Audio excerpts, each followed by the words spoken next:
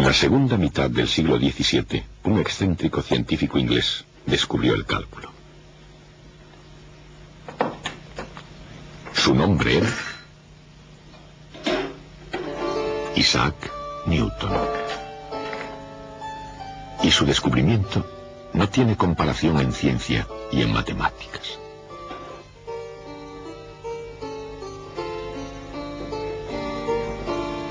Pero el mérito del descubrimiento del cálculo no se puede atribuir solamente a Newton. Lo comparte en justicia con un erudito diplomático de Hannover, que era profesor en el Land alemán de la Baja Sajonia en el siglo XVII. Se llamaba Barón Gottfried Wilhelm von Leibniz. Era mundano, extrovertido y se le daban muy bien las mujeres.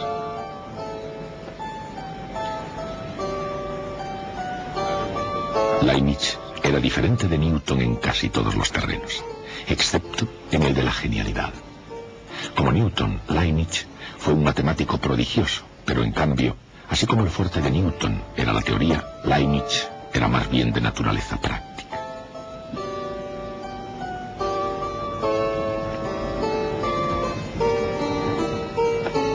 Por ejemplo, Leibniz inventó una calculadora mecánica que era portátil y podía sacar raíces cuadradas. Debido a su invento, se hizo famoso en las cortes europeas y fue invitado a formar parte de la British Royal Society, toda una proeza para un alemán. Pero Wilhelm von Leibniz es recordado por el cálculo, no por su calculadora.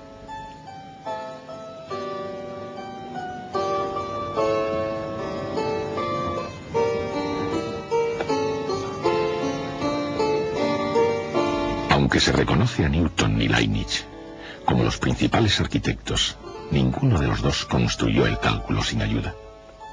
Porque, como todas las demás magníficas estructuras matemáticas, el cálculo es una culminación de muchas ideas.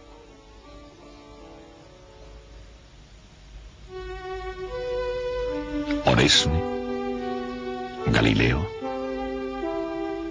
Kepler, Descartes, Fermat y otros muchos antes que Newton y Leibniz habían planteado preguntas sobre velocidad, aceleración y sobre el comportamiento de las magnitudes que varían.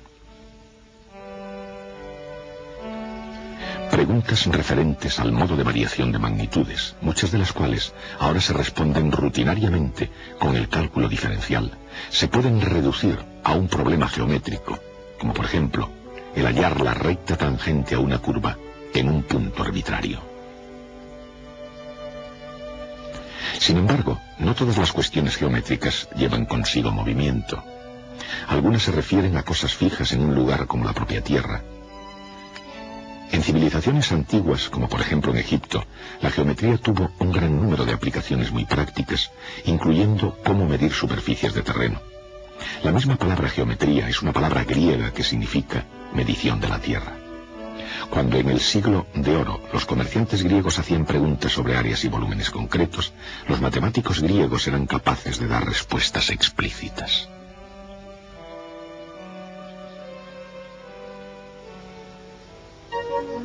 El área de un rectángulo es el producto de su base por su altura. El área de un triángulo es la mitad del área del rectángulo con la misma base y la misma altura. Cualquier figura plana limitada por líneas poligonales se puede descomponer en triángulos y su área es la suma de las áreas de esos triángulos. Pero, ¿cómo se puede hallar el área de una figura curva, de un segmento de parábola o de una figura incluso más exótica? Estas cuestiones matemáticas eran un reto para la mente y el espíritu de los griegos. En un maratón intelectual, que bien se podría haber llamado una carrera de relevos hacia el cálculo, los grandes matemáticos griegos competían con el fin de encontrar un método general de cuadraturas, un proceso para hallar áreas de figuras curvas.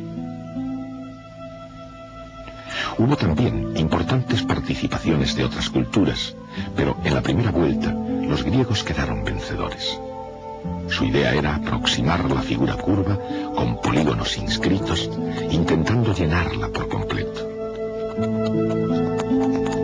Solían aumentar poco a poco el número de lados. Esta antigua aproximación griega se llamaba el método agotamiento.